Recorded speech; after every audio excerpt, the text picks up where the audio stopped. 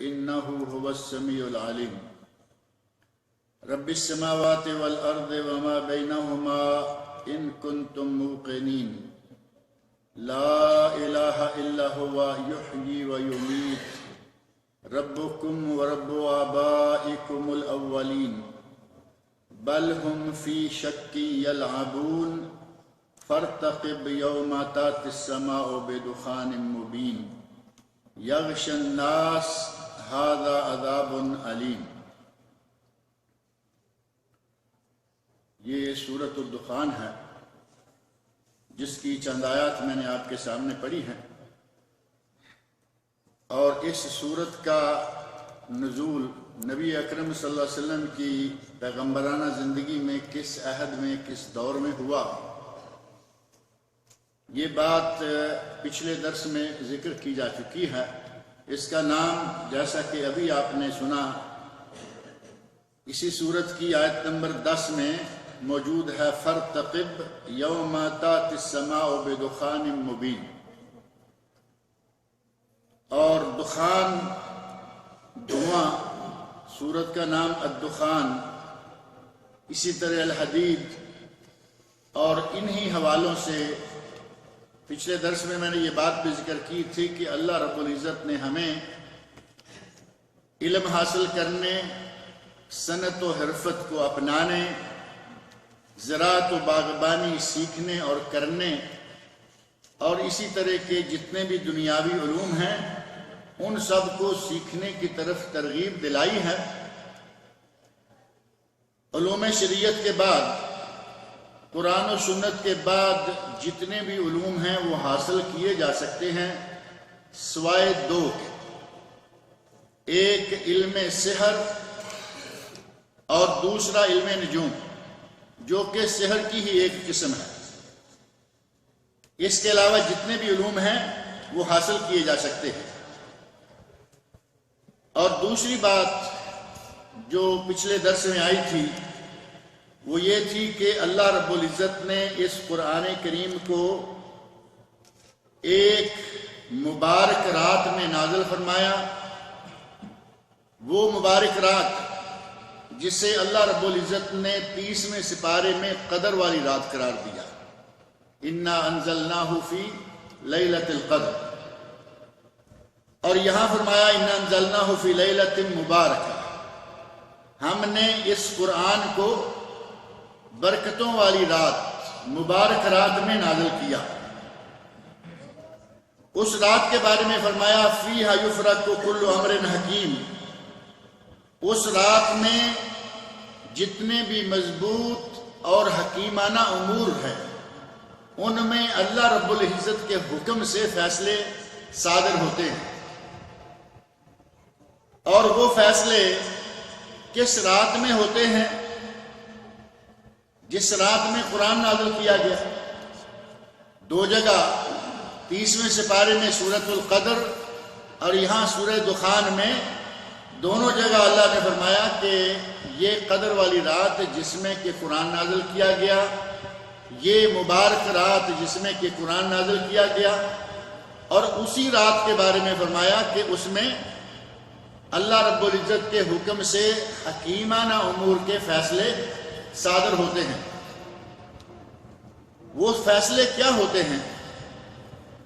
اللہ رب العزت نے ہر چیز لکھی ہوئی ہے، اللہ کے یہاں ہر چیز طے ہے، مقرر ہے، لیکن ہر سال جو اگلے سال کے دوران رونما ہونا ہوتا ہے، اللہ رب العزت وہ فیصلے فرشتوں کے سپرد کر دیتا ہے کہ اگلے سال میں یہ امور تم نے سر انجام دینے ہیں۔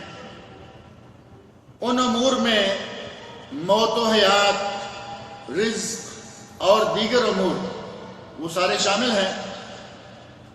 اور ہمارے یہاں پاک و ہند میں بڑا مشہور ہے کہ موت و حیات کے فیصلے 15 شعبان کو کیے جاتے ہیں، اور اس رات کا نام شب برات، یعنی گناہوں سے بری کر دینے والی رات۔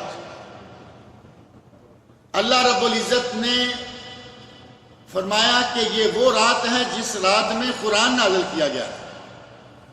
2 جگہ یہ بات آئی، اور یہاں سورہ دخان میں اللہ رب العزت نے صاف کر دیا فیہا یفرق کل امر حکیم امرا من عندنا. حکیمانہ مضبوط فیصلے اسی رات میں صادر ہوتے ہیں جس رات میں کہ اللہ رب العزت نے قرآن کریم کو نازل فرمایا. اب سمجھ نہیں آتی کہ اتنا مشہور کیسے ہو گئی ایک غلط بات. اللہ نے قرآن میں 2 جگہ فرمایا کہ ہم نے اس قرآن کو کب نازل کیا، اور تیسری جگہ مہینے کا نام لیا، رات کی تعیین نہیں فرمائی.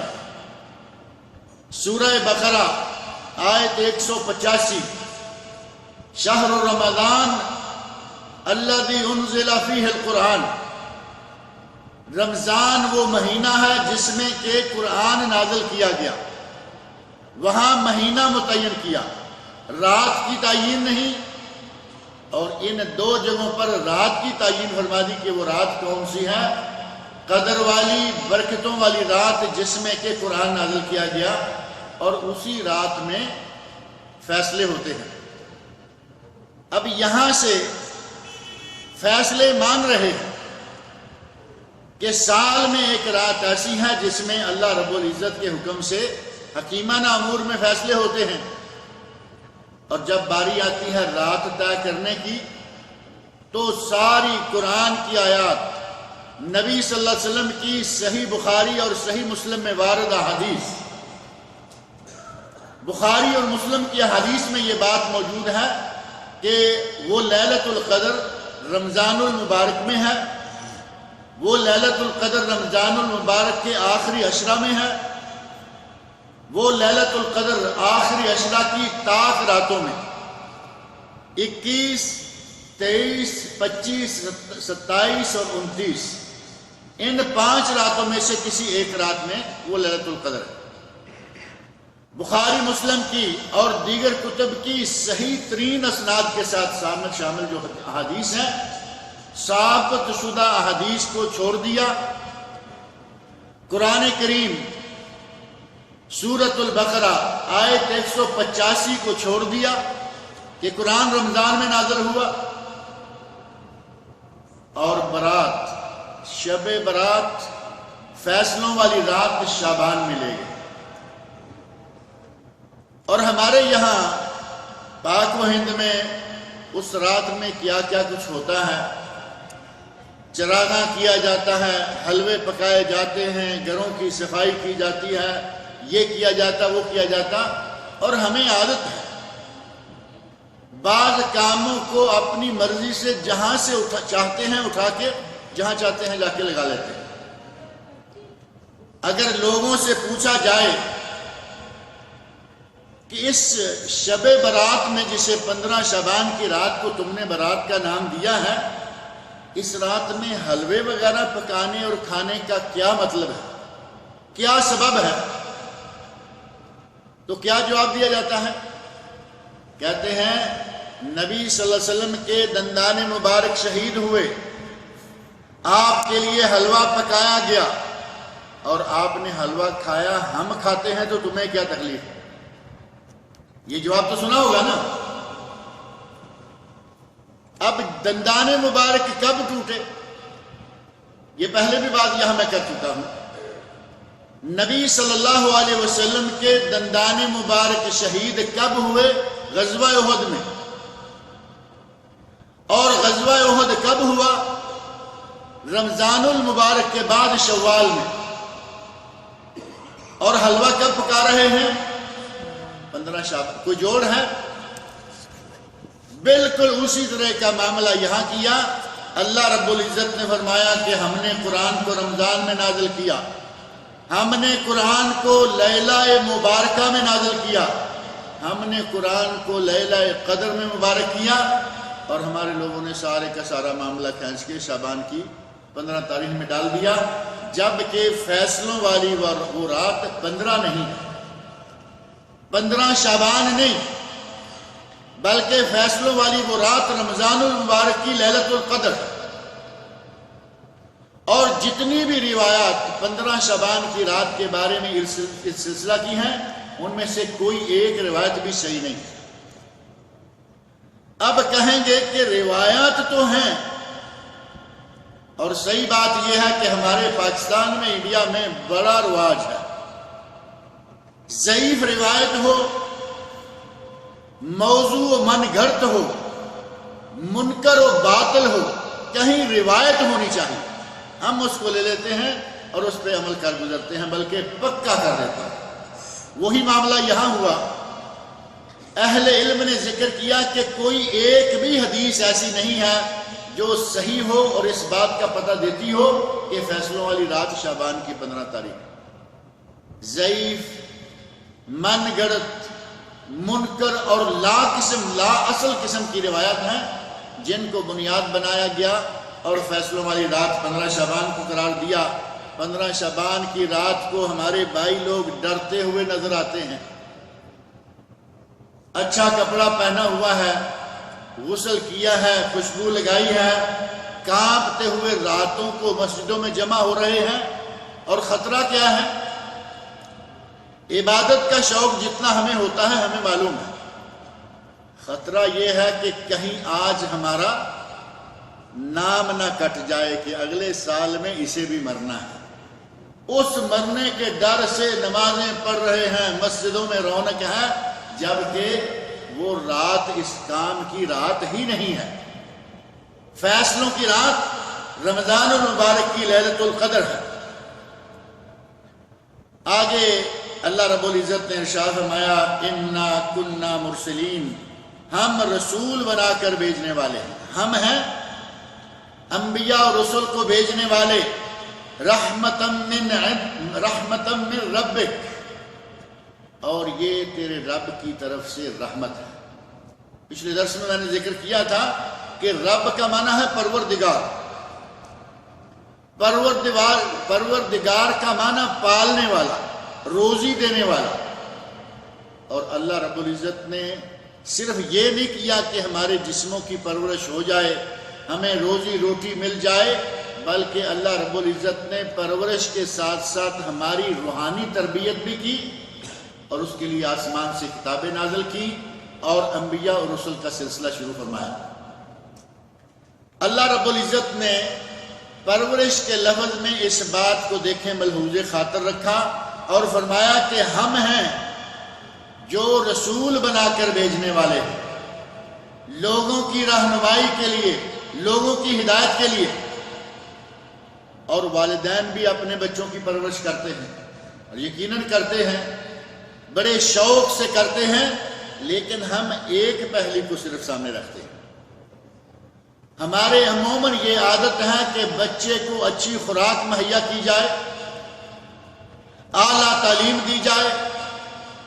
اور اعلیٰ تعلیم کا معیار ہمارے یہاں کیا ہے؟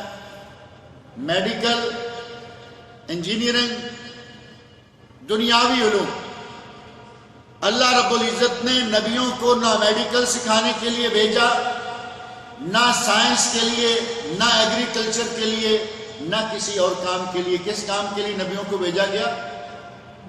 دین سکھانے کے لیے. ہمارے یہاں پرورش کا مفہوم ہی یہ ہے کہ بچے کو اچھی روٹی، اچھا کھانا پینا، اچھا لباس، اچھی رہائش، یہ ضرور دیجیے. یہ چیزیں بچے کے لیے ضرور مہیا کیجیے، لیکن ساتھ ہی ساتھ بچے کی صحیح اسلامی خطوط پر پرورش بھی کیجیے.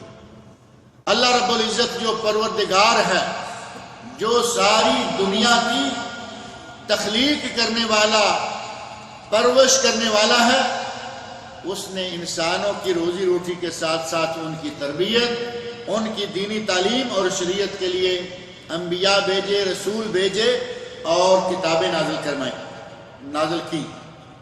فرمایا کہ یہ تیرے رب کی رحمت ہے، انہ هو السمیع العلیم، اور وہ بہت ہی زیادہ سننے والا اور بہت ہی زیادہ علم رکھنے والا ہے. اللہ رب العزت تمام علوم، اگر دنیا بھر کے سارے لوگوں کے علوم کو اکٹھا کیا جائے تو اللہ کے علم کے سامنے ان کی کوئی حیثیت نہیں بنتی.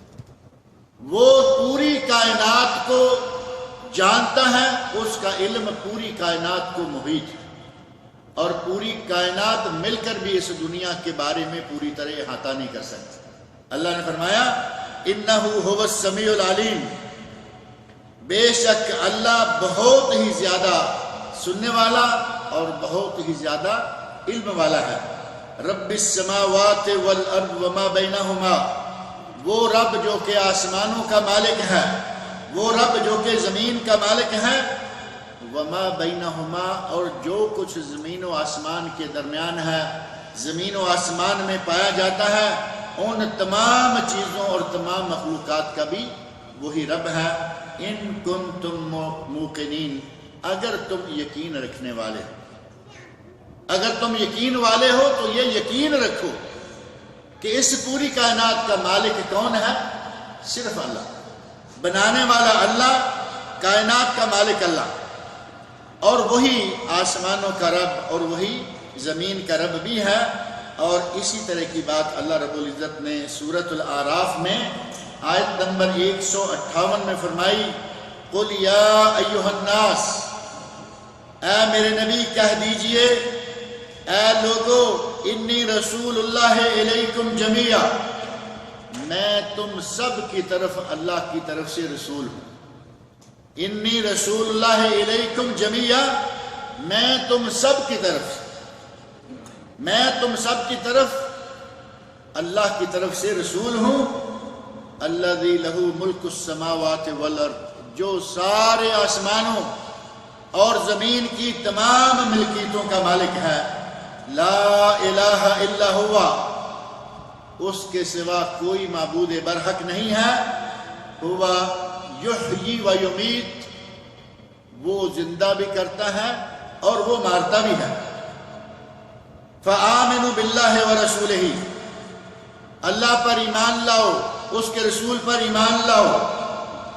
اور رسول کی آگے تعریف بیان فرمائی، النبی الامی، وہ نبی جو کہ ان پڑھ ہے۔ اب ان پڑھ کا لفظ کہتے ہی ہمارے یہاں بعض لوگ چمک اٹھتے ہیں کہ نبی کو ان پڑھ کہتے ہیں۔ بھئی اللہ رب العزت نے کہا ہے، ہم نہیں کہتے۔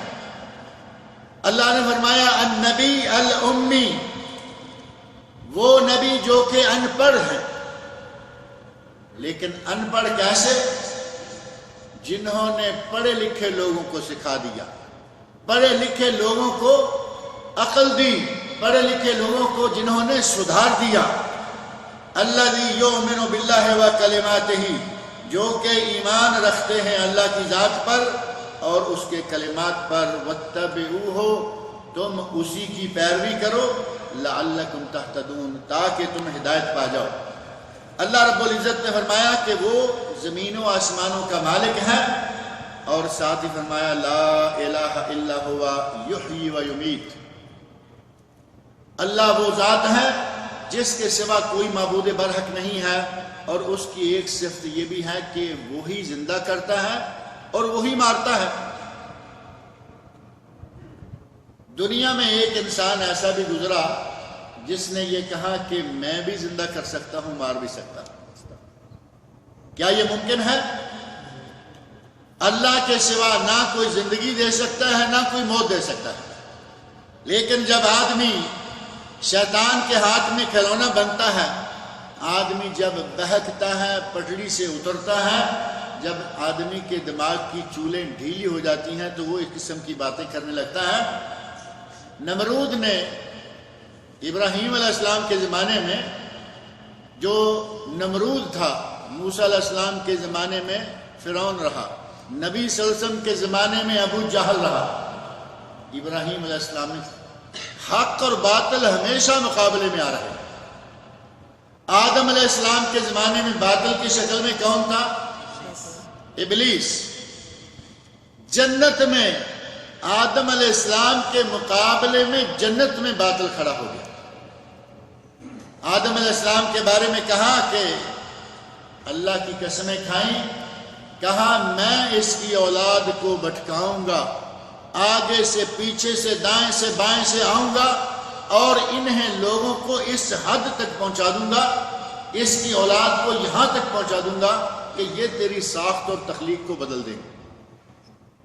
تو کچھ بنا کر بھیجے گا، یہ اس کے ڈیزائن کچھ اور دے دیں گے. اور واقعتاً مردوں میں کیا عورتوں میں کیا، اللہ کی ساخت کو بدلنے کے بہت سارے نمونے ہمارے سامنے آ چکے ہیں. نبی اکرم صلی اللہ علیہ وسلم نے بعض عورتوں پر لعنت فرمائی. اللہ رب العزت نے تھوڑے بال دیے، انہوں نے وگ لگا لی. اور کیا یہ صرف عورتوں کے ساتھ خاص ہے؟ عورتیں لگا رہی ہیں، مرد بھی لگا رہے ہیں. اور اس لعنت کا اطلاق چاہے عورت ہو چاہے مرد ہو، دونوں پر ہوگا. جو بھی جعلی بال، جو بھی وگ استعمال کرے گا اس پر لعنت ہے. بموں کو چھوٹا بڑا کرتے رہنا باعث لعنت ہے. دانتوں کے ڈیزائن بدلنا موجب لعنت ہے. اور آج تو چھوٹا سا کام نہیں، آج تو بہت بڑے بڑے کام ہو رہے ہیں. موجودہ دور میں اخبارات آپ بھی پڑھتے رہتے ہوں گے، بعض علاقوں میں ایک رواج یا ایک رسم بنتی جا رہی ہے کہ لڑکے لڑکیاں بننا پسند کرتے ہیں اور لڑکیاں لڑکا بننا پسند کرتے ہیں. اللہ کی تخلیق کو بدل رہے ہیں یا نہیں؟ بعض واقعات وہ رونما ہو رہے ہیں کہ فطرتی طور پر کسی لڑکی میں لڑکے کے جراثیم بڑھ رہے ہیں، لڑکے میں لڑکی کے. لیکن ابھی موجودہ ان 2-1 سالوں میں یہ بیماری آ گئی. مردوں میں شوق چڑھا کہ ہم عورت بنیں، دوشیزہ بنیں. نوجوان لڑکوں نے لڑکیاں بننا شروع کر رکھا ہے اور لڑکیوں نے لڑکے. اللہ کی تخلیق کو ہر اعتبار سے بدلنے کے لیے لگے ہوئے. آدم علیہ السلام کے زمانے میں ابلیس آیا اور موسیٰ علیہ السلام کے سامنے فرعون، حضرت ابراہیم علیہ السلام کے سامنے نمرود کو جب ابراہیم علیہ السلام نے کہا کہ میرا رب وہ ہے جو کہ زندہ کرتا ہے اور مارتا ہے، دنیا میں بچہ پیدا ہوتا ہے اللہ کے حکم سے، چلتا پھرتا انسان مر جاتا ہے اللہ کے حکم سے. میرے رب کی یہ صفت ہے کہ وہ زندہ بھی کرتا ہے، وہ مارتا بھی ہے. اس نے کہا یہ کون سا بڑا کام ہے، یہ تو میں بھی کر سکتا ہوں. جس کو سزائے موت کا حکم تھا کہا اسے چھوڑ دو، کہا لو میں نے مردہ کو زندہ کر دیا. بے قصور آدمی کو پکڑا اور کہا کہ اسے قتل کر دو، کہا یہ لو میں نے زندہ کو مار دیا. یہ کون سا بڑا کام؟ ابراہیم علیہ السلام نے کہا میرا رب سورج کو مشرق سے اگاتا ہے، تو مغرب سے چراتا ہے. میرا رب وہ ہے جو سورج کو مشرق سے نکالتا ہے، فاتح بالمغرب، تم مغرب سے چراتا. فبہت الذی کفر، وہ کافر، وہ مرتد، وہ سرکش انسان یہاں ہوا نکل گئی. فبہتا، وہ ہکا بکا رہ گیا کہ یہ میں اب کیا کروں. اللہ رب العزت کے سوا کوئی مار نہیں سکتا، اللہ رب العزت کے سوا کوئی اولاد دے نہیں سکتا، کسی کو زندہ نہیں کر سکتا.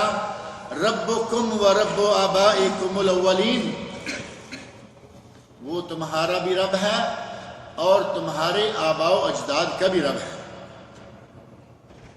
بل ہم فی شک یلعبون، فرمایا کہ یہ لوگ شک میں مبتلا ہیں. یہ لوگ شک میں مبتلا ہیں. یقین ان کو آ ہی نہیں رہا کہ ہم نے مرنا ہے، مرنے کے بعد ہمیں اٹھایا جائے گا. آخرت کے منکر ہیں.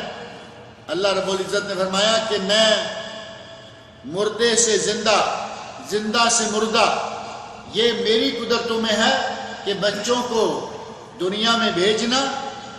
مائیں بچے کو جنم دیتی ہیں میرے حکم سے، اور فرشتے بچے کا، بڑے کا، بوڑھے کا، جوان کا، مرد کا، عورت کا، جس کی چاہیں روح نکالتے ہیں. تو میرے حکم سے نہ کوئی کسی کو مار سکتا ہے، نہ کوئی کسی کو پیدا جنم دے سکتا ہے جب تک کہ میرا حکم نہ ہو.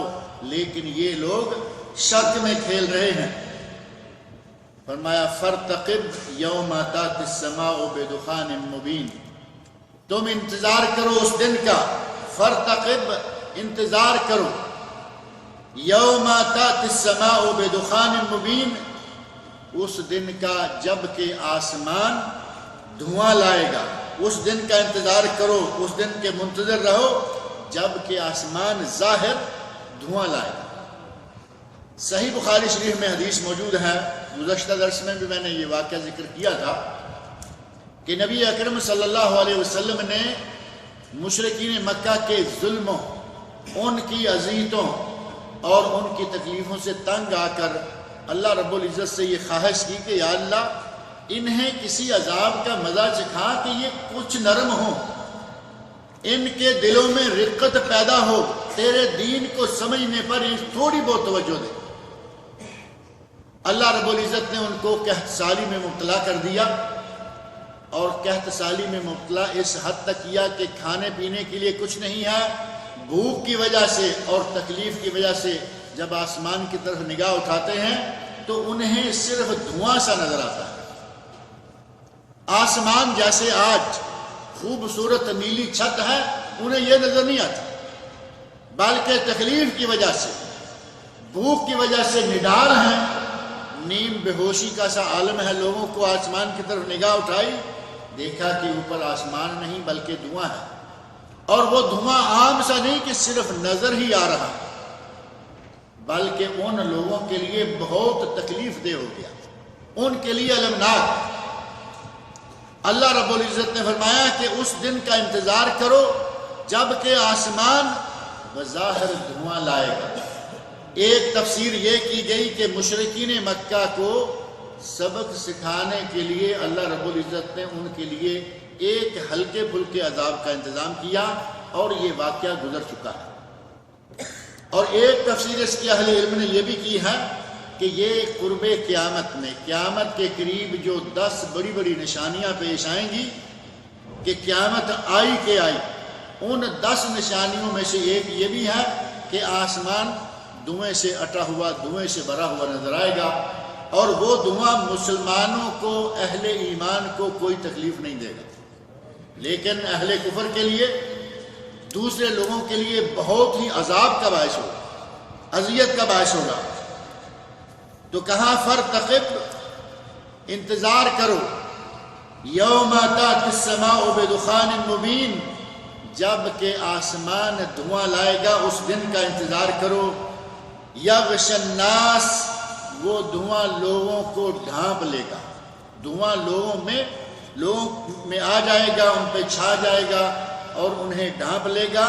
ھذا عذاب علیم، اور یہ زبردست، المناک اور تکلیف دہ عذاب ہوگا. یعنی ایسے دھواں نہیں بلکہ وہ ایک تکلیف دہ اور المناک عذاب ہوگا. ربنا اکشف عنا العذاب، اب یہ کہیں گے اے اللہ ہم سے اس عذاب کو دور کر دے، انا مومنون، ہم ایمان لا رہے. اور یہ بات مشرکین مکہ میں، یہ بات بنی اسرائیل میں بہت رہی. بنی اسرائیل میں تو موقع بموقع ایسا ہوا کہ جیسے ہی اللہ رب العزت نے انہیں کسی عذاب میں مبتلا کیا، فوراً کہا کہ موسیٰ اپنے رب سے کہو کہ یہ عذاب ہم سے اٹھا لے، ہم ابھی اس بات پر عمل کر لیتے. اور جیسے ہی عذاب اٹھ جاتا، وہی جیسے کہتے ہیں کہ کتے کی دم ٹیڑھی کی ٹیڑھی، وہ پھر اسی جگہ.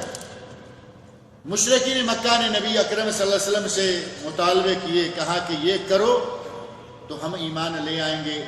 اللہ رب العزت نے معجزات دکھائے لیکن ان کی قسمت میں ایمان نہ ہوا. حضرت صالح علیہ السلام کی قوم نے کہا ہمارے سامنے اس پہاڑ سے اونٹنے نکل آئے تو ہم ایمان لائیں گے. بجائے اس کے کہ وہ ایمان لائیں، انہوں نے اونٹنی کی کھونچیں کاٹ دی، ٹانگیں کاٹ دی. کفار میں، مشرکین میں یہ عادت رہی ہے کہ نبیوں سے معجزات کا مطالبہ کرتے ہیں، کہتے ہیں کہ اگر تم سچے ہو تو اپنے رب سے کہو کہ یہ کر دے. جب اللہ رب العزت وہ انہیں دکھا دیتا ہے اس کے بعد وہ دوبارہ انکار کر دیتے ہیں. یہاں فرمایا کہ وہ کہہ رہے ہیں ربنا اکشف عنا العذاب، اے اللہ ہم سے اس عذاب کو دور کر دے. اب یہ قیامت کے قریب والا جو دھواں ہے اس کے بارے میں اے اللہ ہم سے یہ عذاب دور کر دے، انا مومنون، ہم ایمان لانے والے ہیں، ہم ایمان لے آئیں گے۔ اللہ رب العزت فرماتے ہیں انا لہم الذکرا، انا لہم الذکرا، یہ ایمان لانے والے کہاں ہیں؟ انہیں نصیحت حاصل کرنے کی توفیق کہاں ملنے والی ہے؟ ان کے لیے نصیحت کہاں ہے؟ وَقَدْ جَاءَهُمْ رَسُولٌ مُبِينٌ، جبکہ ان کے پاس روشن واضح وہ رسول آئے، ایک قوم نہیں، اللہ نے فرمایا کہ ان کے پاس رسول آئے روشن۔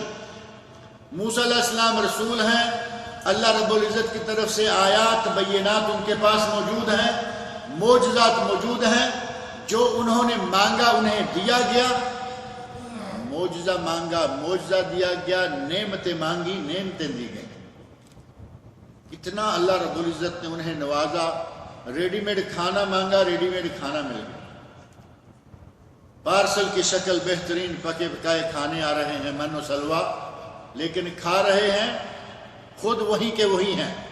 اور یہی معاملہ اللہ رب العزت نے فرمایا کہ مختلف قوموں کا رہا، ان کے پاس رسول آتے کھول کھول اللہ کی آیات بیان کرنے والے، مبین بیان کرنے والے، واضح طور پر اللہ کے دین کو بیان کرنے والے پیغمبر آتے اور پہلے آتے رہے، لیکن یہ ایمان نہیں لاتے تھے۔ انا لہم الذکرا، ان کو نصیحت کہاں آنے والی ہے؟ ثم تولوا عنہ، پھر انہوں نے اس سے منہ پھیر لیا۔ نبی اکرم صلی اللہ علیہ وسلم نے جب انہیں دعوت دی تو وہ دعوت قبول کرنے کی بجائے انکار کر گئے۔ وقالوا معلم مجنون، اور انہوں نے اپنی بدبختی کو آواز دی اور کہنے لگے معلم، یہ لکھایا پڑھایا آدمی ہے، مجنون، اور یہ پاگل ہے۔ مجنون تو معروف ہے نا، ہمارے یہاں ذرا اس کو بھی نرم کر کے مجنون کر لیتے ہیں۔ ہمارے یہاں تو الفاظ کو بدلنے کا ایک مستقل طریقہ ہے نا، ہر لفظ کو اپنے انداز میں لے آئیں گے، مجنون ہے لفظ مجنون۔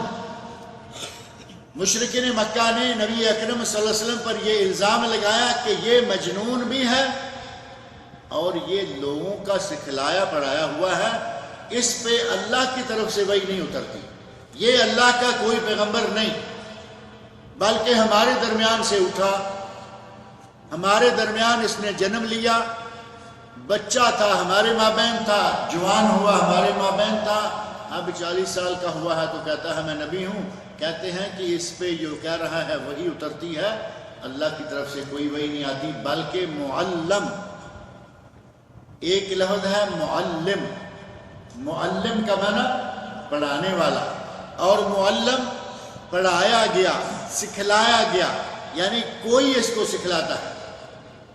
اور صرف یہ نہیں کہ کوئی اس کو عربوں میں سے کوئی بہت بڑا عطالیق ہے، کوئی بہت بڑا استاد ہے، وہ سکھلاتا ہے۔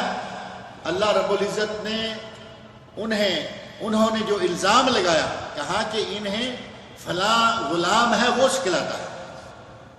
مختلف غلاموں کے نام سے نبی اکرم صلی اللہ علیہ وسلم پر الزام لگاتے رہے، کہا کہ بعض رومی غلام ہیں، بعض فلاں ملکوں کے آئے ہوئے غلام ہیں، اور مسلمان ہوئے، ان کے مالکوں نے انہیں آزاد کر دیا، ان میں سے ایک عداس، ایک جبر، ایک یسار، اور اسی طرح بعض دیگر نام ملتے ہیں، عائش اور یعیش۔ کسی نہ کسی غلام نے اسے سکھلایا، اور غلاموں میں سے عموماً یہ لوگ جو ہیں یہ روم کے ہیں، اصل عرب بھی نہیں، ان کی اپنی عربی صاف نہیں۔ اب باہر سے آ کے ہم جب عربی بولتے ہیں تو معلوم ہے کیا حال کرتے ہیں عربی کا، عربی کا ڈیزائن ہم بدلتے رہتے ہیں، یہاں 40 سال 50 سال رہنے والا لیکن اصل عرب نہیں ہے، باہر سے آیا ہے کام کاج کے سلسلہ میں، محنت مشقت کے سلسلہ میں، تو ان کی عربی کیسی ہوتی ہے آپ بھی سنتے رہتے ہیں، ہم بھی سنتے رہتے ہیں۔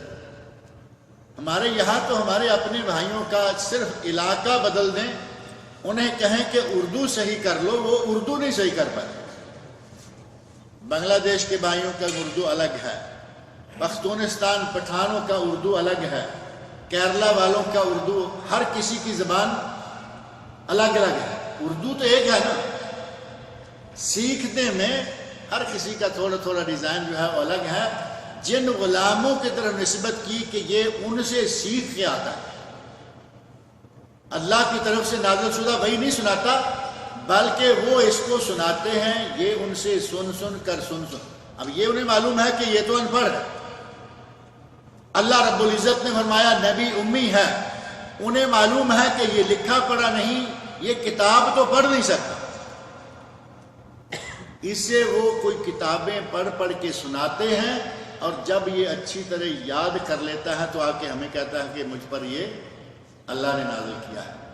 معلم، یہ لکھایا پڑھایا ہوا ہے دوسروں کی طرف سے، جبکہ اللہ رب العزت نے ان کی اس بات کا رد کیا قرآن کریم کے کئی مقامات پر، اور فرمایا کہ تم جن کو کہتے ہو کہ یہ ان غلاموں سے پڑھ کے آتا ہے، وہ غلام تو خود صحیح عربی نہیں بول سکتے تھے۔ اللہ رب العزت نے فرمایا قرآن کریم میں سورۃ النحل آیت نمبر 103، فرمایا وَلَقَدْ نَعْلَمُ أَنَّهُمْ يَقُولُونَ أَنَّمَا يُعَلِّمُهُ بَشَرٌ، ہمیں معلوم ہے کہ یہ کیا کہتے ہیں، انہم یقولون انما یعلمہ بشر، یہ کہتے ہیں کہ انہیں کوئی آدمی، کوئی دوسرا بشر ہے جو سکھلاتا ہے۔ لسان الذی یلحدون الیہ اعجمی، اس کی زبان جس کی طرح یہ نسبت کر رہے ہیں، عداس ہو، یسار ہو، چاہے کوئی بھی ہو، جس کی طرف یہ نسبت کر رہے ہیں وہ تو خود عجمی ہے، وہ رومی ہے، وہ خود خاص عربی صاف نہیں بول سکتا، اتنی فصیح اور اتنی بلیغ عربی یہ کیسے بول لیتا ہے؟ اللہ رب العزت نے ان کا رد کرتے ہوئے فرمایا کہ جن کی طرف نسبت کر رہے ہو کہ اسے وہ سکھلاتے ہیں، وہ تو خود اچھی عربی نہیں بولتے، عجمی ہیں۔ وَهَذَا لِسَانٌ عَرَبِيٌّ مُبِينٌ، جبکہ یہ قرآن لسان عربی مبین ہے، بہترین صاف ستھری واضح فصیح اور بلیغ لغت عرب ہے۔ یہ کیسے ہو سکتا ہے کہ وہ غلام اس کو سکھاتے ہیں؟ اور اسی بات کو تھوڑے سے مختلف انداز سے اللہ رب العزت نے سورۃ الفرقان میں بھی بتایا، آیت نمبر 5 شروع فرقان میں ہی فرمایا وَقَالُوا أَسَاطِيرُ الْأَوَّلِينَ، ان مشرکین نے کہا کہ یہ باتیں، یہ جو کہہ رہا ہے کہ یہ قرآن ہے اللہ کی طرف سے نازل شدہ ہے، یہ ایسے باتیں کرتا ہے، یہ تو پرانے لوگوں کی باتیں ہیں، قصے اور کہانیاں ہیں۔ اور ساتھ کہتے ہیں اکتتبہا، اس نے نہیں لکھی، بلکہ پرانے لوگوں کی جو کہانیاں آئی ہیں ان کو گھڑے گڑائے جھوٹ کو یہ لکھواتا ہے، کسی سے لکھواتا ہے، پھر وہ اس کو سناتے ہیں، اور یہ ان کو یاد کر کے ہمارے سامنے آ کے کہہ دیتا ہے کہ یہ قرآن ہے۔ فَهِيَ تُمْلَى عَلَيْهِ بُكْرَةً وَأَصِيلًا، پرانے زمانے کی کہانیاں اس پر صبح شام پڑھی جاتی ہیں، اور یہ ان کو یاد کر کے ہمارے سامنے لے کے آتا ہے۔ قُلْ أَنزَلَهُ الَّذِي يَعْلَمُ السِّرَّ فِي السَّمَاوَاتِ وَالْأَرْضِ، اے میرے نبی ان سے کہہ دیجئے اس قرآن کو اس ذات نے نازل کیا جو آسمانوں اور زمین کے تمام بھیدوں کو جانتا ہے، إِنَّهُ كَانَ غَفُورًا رَحِيمًا، اور وہ بہت ہی غفور الرحیم ہے۔ مشرکین مکہ نے کہا کہ انہیں غلام سکھلاتا ہے، اور مستشرقین جو یورپ کے مستشرقین ہیں، انہوں نے نبی صلی اللہ علیہ وسلم پر ایک اور الزام لگایا، کہا کہ سفر ہجرت میں جب یہ گئے تھے، سفر شام میں، سفر تجارت میں شام کی طرف جب گئے، ایک بحیرہ راہب کا واقعہ آپ کے ذہن میں ہوگا، سیرت میں بڑا مشہور واقعہ ہے، اگرچہ اس واقعہ کی سند خود صحیح نہیں، لیکن مان لیتے ہیں کہ صحیح۔ شام کے سفر میں راستے میں ایک جگہ مکہ والوں کے قافلے نے پڑاؤ ڈالا، رکے، آرام کیا، اور اس وقت نبی اکرم صلی اللہ علیہ وسلم کے ساتھ، کہتے ہیں کہ ساتھ ہی ایک راہب، یہودی راہب کا کٹیا تھا، گھر تھا، عبادت خانہ تھا، وہ راہب وہاں سے نکلا اور اس نے آ کر نبی اکرم صلی اللہ علیہ وسلم کی عزت کی، خدمت کی، پھر پورے جتنا یہ وفد تھا سب کی دعوت کی، اور اس راہب نے اسے جو کچھ سکھلا دیا وہ اس نے بعد میں لوگوں میں آہستہ آہستہ پھیلا دیا۔ اب آپ اندازہ کریں کہ یہ اتنی غلط سی بات تھی کہ ان لوگوں کو نہیں سوجی، جن لوگوں نے نبی صلی اللہ علیہ وسلم پر یہ الزام لگایا کہ یہ معلم مجنون ہے نعوذ باللہ، ان لوگوں کو یہ بات نہیں سوجی کہ ہم کہیں کہ شام جاتے ہوئے راستے میں انہیں معلوم تھا، ہم گئے ہمارے ساتھ، ہم آئے ہمارے ساتھ، راستے میں گھڑی بھر کے لیے ہم رکے، اس میں اتنی بڑی شریعت 23 سال میں جو تعلیمات لوگوں کو دی گئیں، یہ گھنٹہ 2 گھنٹہ کی تعلیم سے، وہ کوئی ایسی چیز تو نہیں تھی کہ پیالے میں بھر کے پلا دی کہ اب یہ 23 سال کام دیتی رہے، لیکن ان سے بھی گئے گزرے دماغ والے لوگ، بلکہ بعض علماء نے لکھا ہے کہ انہیں اس بکواس کی توفیق نہ ہوئی، یہ بکواس انہوں نے بعد والوں کے لیے چھوڑ دی کہ ہم تو یہ الزام نہیں لگاتے، کیونکہ ہم اگر الزام لائیں گے کل ہمیں کوئی کہے گا کہ تمہارا دماغ خراب ہے، تمہارے ساتھ گیا، تمہارے ساتھ آ گیا، اتنی بڑی بات کہتے ہو کہ اتنے سے عرصے میں اس نے یہ کر دیا۔ اور یہ الزام لگانے والے زیادہ تر کون ہیں؟ مستشرق، اصلاً عیسائی، لیکن عربی سیکھے ہوئے، قرآن سیکھے ہوئے، حدیث سیکھے ہوئے، اور انہوں نے قرآن و حدیث اس لیے نہیں سیکھا کہ اس پر عمل کریں، بلکہ قرآن پر الزام، قرآن میں سے کیڑے نکالنے کے لیے، نبی صلی اللہ علیہ وسلم کی احادیث میں سے کیڑے نکالنے کے لیے انہوں نے اسے سیکھا۔ اور اللہ رب العزت نے ان سے ایک کام لینا تھا، امت اسلامیہ کے لیے وہ بہت بڑی خدمت کر گئے۔ قرآن کریم کے بارے میں ایک کتاب ہے المعجم المفہرس لالفاظ القرآن الکریم، اس کو لکھنے والے فرینچ لوگ ہیں، کافر ہیں، عیسائی ہیں، انگریز سمجھ، بہترین کتاب مرتب کی کہ جسے قرآن حفظ نہیں ہے اسے قرآن کا کوئی ایک لفظ بھی یاد ہو کہ ایک لفظ اس آیت میں یہ بھی ہے، وہ نکالنا چاہیں وہ کتاب کھولیں، وہ لفظ نکالیں، آپ کو پوری آیت مل جائے گی کہ وہ کہاں کہاں ہے، وہ لفظ قرآن کریم کی کس کس صورت میں اور کس کس آیت میں موجود ہے، مکمل کتاب، اسے تھوڑے اچھے انداز سے مرتب کر کے شیخ محمد فؤاد عبدالباقی مصری عالم ہیں، انہوں نے چھاپا، جو کہ آج دنیا بھر میں مشہور و معروف کتاب ہے، اور جو لوگ حافظ قرآن نہیں ہیں ان کے لیے بہت ہی مفید ہے۔ اور صرف یہی ایک کتاب نہیں، ایک کتاب کتب حدیث میں بہت مرجع شمار ہوتی ہے، جس کو کہا جا سکتا ہے کہ علماء کرام کے لیے حدیث تلاش کرنے کا ایک بہترین مصدر ہے، سورس، اور اس کتاب کا نام ہے المعجم المفہرس لالفاظ الحدیث الشریف۔ 2-3 انگریزوں نے مل کر یہ کتاب لکھی، اس کتاب میں 10 کتابیں، بخاری، مسلم، ابو داؤد، ترمذی، نسائی، ابن ماجہ، موطا امام مالک، سنن دارمی، مسند امام، 10 حدیث کی بڑی بڑی کتابوں کو اسی انداز سے کیا جیسے ہمارے آج سرچ ہے نا، کمپیوٹر میں سرچ ہے، ایک لفظ آپ کلک کریں، آپ کو جو اس لفظ سے متعلقہ معلومات ہیں آپ کی اسکرین پہ آ جائیں گے۔ ان لوگوں نے ایک عرصہ پہلے، جب کہ ابھی یہ کمپیوٹر وغیرہ تھے ہی نہیں، اس وقت بہترین کتاب لکھی کہ لوگ اس سے، انہوں نے اپنے لیے لکھی کہ ہمیں حدیثیں اتنی پڑھنے کی بجائے آسانی ہو جائے گی، ہمارے لوگوں کو آسانی ہو جائے گی، آسانی سے وہ حدیث ہم نکال سکیں گے، پھر دیکھیں گے کہ اس میں یہاں سے ہم کون سا اعتراض نبی پر، مسلمانوں پر، اسلام پر کون سا اعتراض کر سکتے ہیں۔ اس کام کے لیے انہوں نے یہ کارروائی کی۔ آج علماء اسلام اس سے بہت زیادہ فائدہ اٹھا رہے ہیں۔ ان لوگوں نے، عیسائیوں نے، نبی صلی اللہ علیہ وسلم کی اہمیت اور آپ کی شان کو کم کرنے کے لیے یہ الزام گڑا کہ شام میں جاتے ہوئے راستے میں راہب سے جو ملے تھے تو اس راہب نے انہیں کچھ سکھلایا جو 23 سالوں میں یہ لوگوں کو پہنچاتے رہے۔ جب دماغ کام نہ کرے، میں نے شروع میں ایک جملہ کہا ہے کہ جب شیطان کسی کے دماغ پر سوار ہو جائے اور دماغ کی چولے ہل جائیں تو پھر لوگ اسی طرح کی باتیں کیے کرتے ہیں۔ مستشرقین نے نبی صلی اللہ علیہ وسلم سے حضرت عیسیٰ علیہ السلام کو بڑا کرنے کے لیے بہت سی چالیں چلیں، وہ سیرت النبی کا الگ موضوع ہے۔ انہی میں سے ایک یہ بھی تھا کہ کہیں کہ ہمارے عیسیٰ علیہ السلام کے ماننے والے ایک راہب نے ان کے نبی کو سکھایا اور وہ آگے دین کو لے کے چلتا رہا۔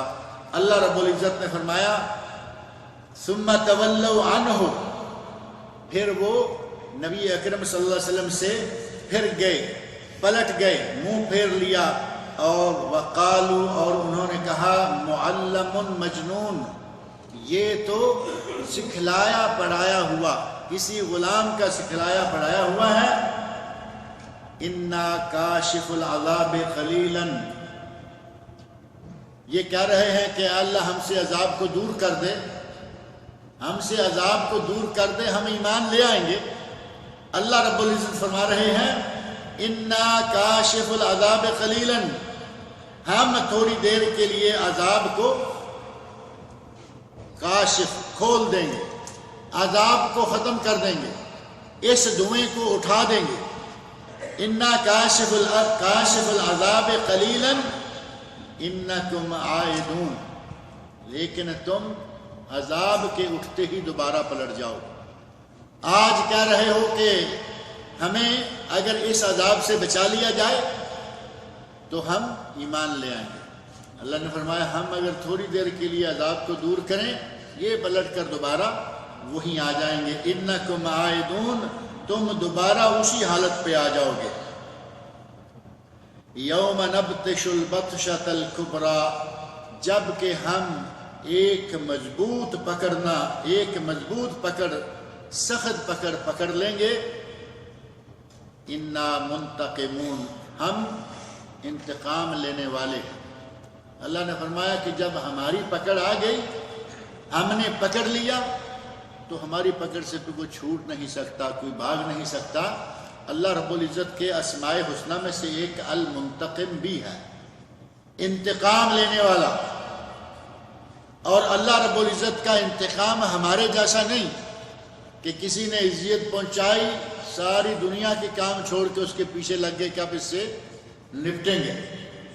اللہ رب العزت اتنا حلیم ہے کہ اس کی الوہیت میں شرک کیا جا رہا ہے، اس کے علم میں شرک کیا جا رہا ہے، اس کے تصرف میں شرک کیا جا رہا ہے، لیکن وہ دیکھ رہا ہے، انہیں روزی بھی دے رہا ہے، صحت دے رکھی ہے، نعمتوں سے نواز رکھا ہے، لیکن ایک وقت آئے گا کہ ان کے ان بدعمالیوں کا بدلہ یا انتقام وہ لے گا۔ وہ منتقم ہے۔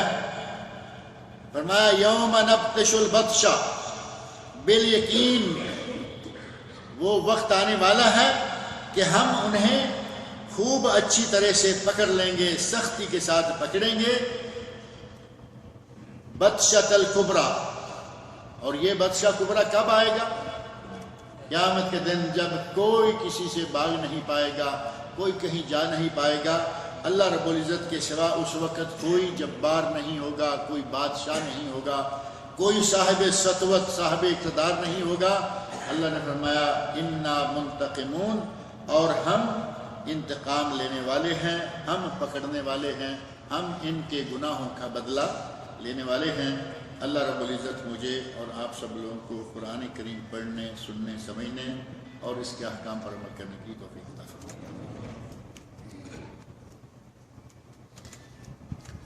نماز کے بعد آپ ایک اعلان سن رہے تھے، ہمارے جو قاری صاحب ہیں یہاں کے، وہ چھٹی جا رہے ہیں، وہ کہہ رہے تھے کہ ہم اپنے بیٹے کی شادی کریں گے۔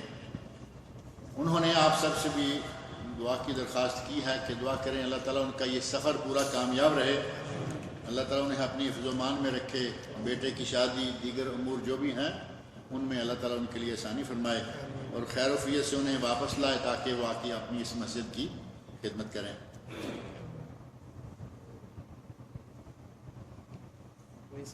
وہ 3 مہینے شاید رہیں گے، اور ان 3 مہینوں کے دوران یقیناً وہ اپنی جگہ کوئی آدمی چھوڑیں گے۔ جو کہ انشاءاللہ یہاں مسجد کی دیکھ ریکھ کرتا رہے گا۔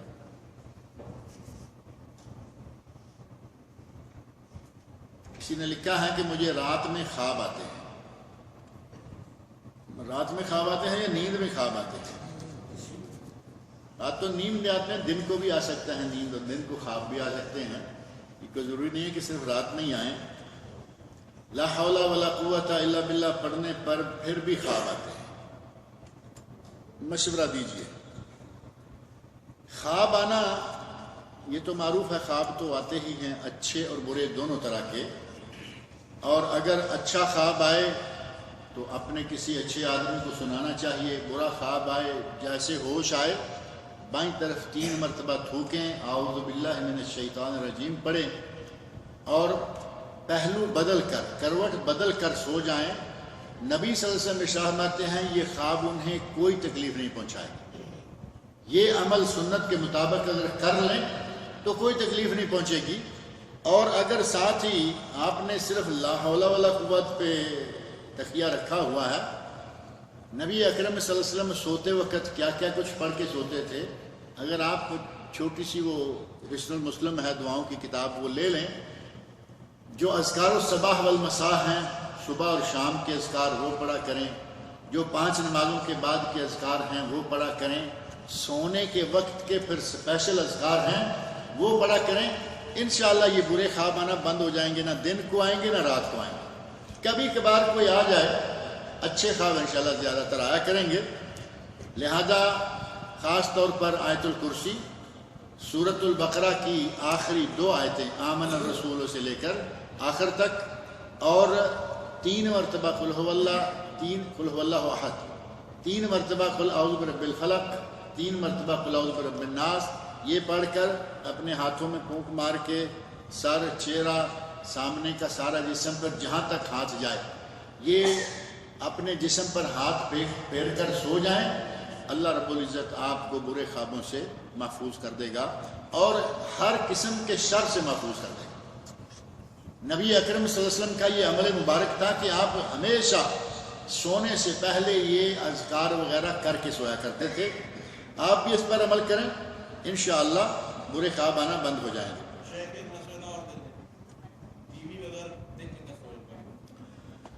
ڈاکٹر صاحب کہہ رہے ہیں کہ اچھی بات ہے کہ جب سونے تک، آنکھیں بند ہونے تک ایسی ویسی فلمیں دیکھتے رہیں گے، ڈرامے دیکھتے رہیں گے، اور آج کل ایک رجحان آیا ہوا ہے کہ سنسنی خیز قسم کی چیزیں دیکھنا، مار داڑ، قتل و غارت، تو اس سوتے میں بھی پھر مار داڑ، قتل و غارت ہی آدمی دیکھتا رہتا ہے۔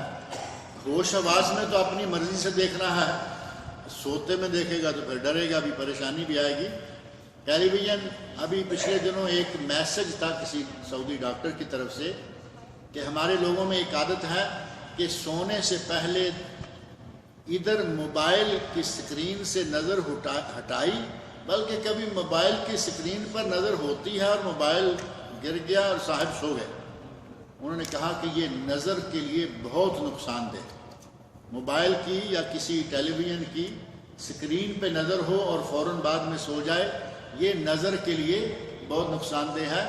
لہٰذا ٹیلی ویژن، موبائل، یہ وہ جتنی چیزیں ہیں ان کو سونے سے پہلے کافی عرصہ، کوئی ضروری چیزیں ہیں دیکھیں، کوئی ضروری بات ہے اس میں آپ کی متعلقہ، اس کو چیک کر لیں اور اس کا کھڑا چھوڑ دیں۔ اتنا لمبا کہ جب تک بے ہوش نہ ہو جائیں، ہاتھ سے خود موبائل نہ گر جائے، آپ چھوڑنے نہ پائیں، یہ عادت ٹھیک نہیں ہے۔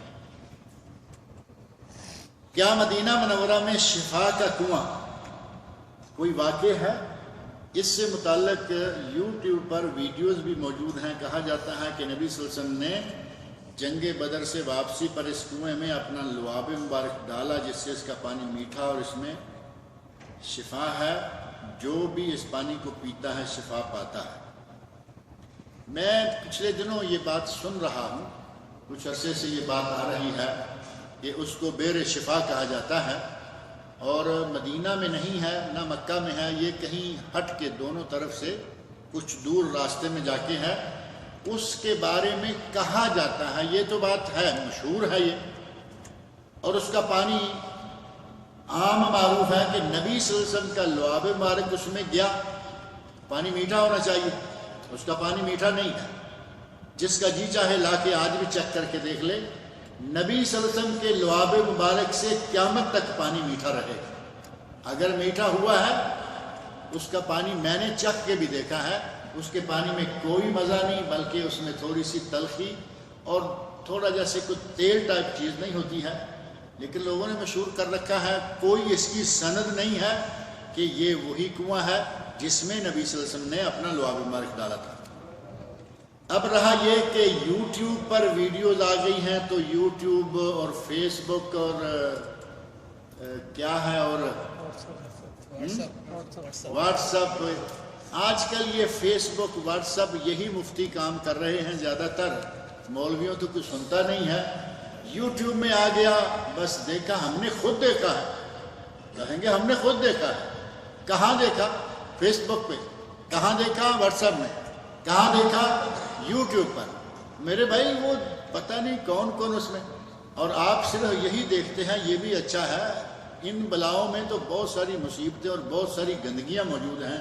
جیسے کہ موقع میں ذکر کرتا رہتا ہوں, اپنے آپ کو بڑا کنٹرول میں لے کے یوٹیوب کھولا کریں.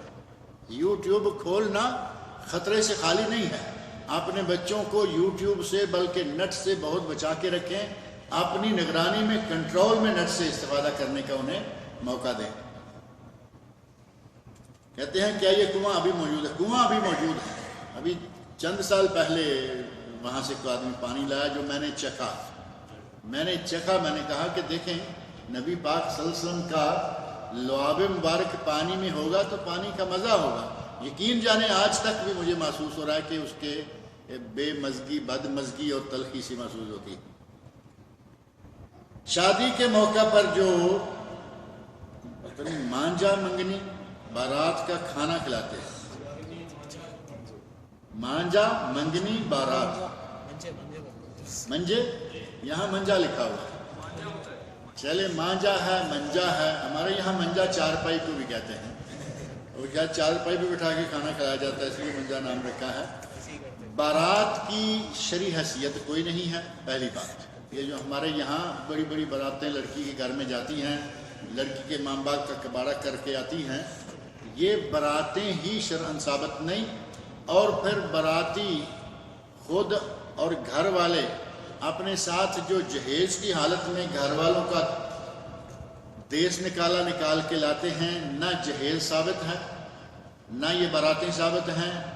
نکاح کریں سنت کے مطابق, لڑکی لے آئیں, جو ثابت ہے اب وہ یہاں شروع ہوگا لڑکے کے گھر میں, اور وہ کیا ہے؟ ولیمہ. نبی صلی اللہ علیہ وسلم نے ارشاد فرمایا اولم ولو بشات, ولیمہ کرو چاہے ایک بکری. یعنی ولیمہ میں کھل کھلا کے لوگوں کو گوشت کھلاؤ, مٹھائیاں کھلاؤ, بریانیاں کھلاؤ, 65 یہ وہ جو بھی چاہے بناؤ اور کھلاؤ, لیکن ولیمہ میں, لڑکی کے گھر میں نہیں. یہ چاہیے, یہ سنت کے مطابق ہے, صحیح ہے. اور نبی صلی اللہ علیہ وسلم کا ایک بکری کہنا, اس سے اندازہ ہوتا ہے کہ ولیمے میں زیادہ بکریاں, زیادہ گوشت کھلایا جا سکتا ہے. لہذا یہ منجا ہے یا مانجا ہے یا جو بھی ہے, بارات ہے, منگنی ہے, ان مواقع پر بہت بڑے بڑے اجتماعات کرنا, بڑے بڑے فنکشن اور یہ وہ کرنا, یہ سنت سے ثابت نہیں ہے. اللہ رب العزت مجھے اور آپ سبوں کے رحمت. جی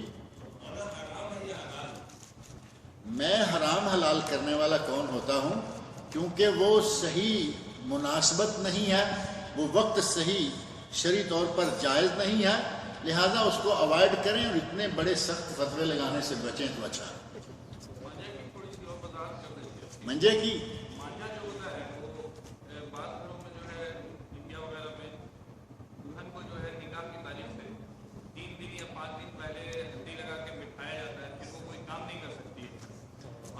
یہ ڈیٹیل ہم سے پوچھی نہیں گئی, ہم سے کھانے کا پوچھا گیا ہے.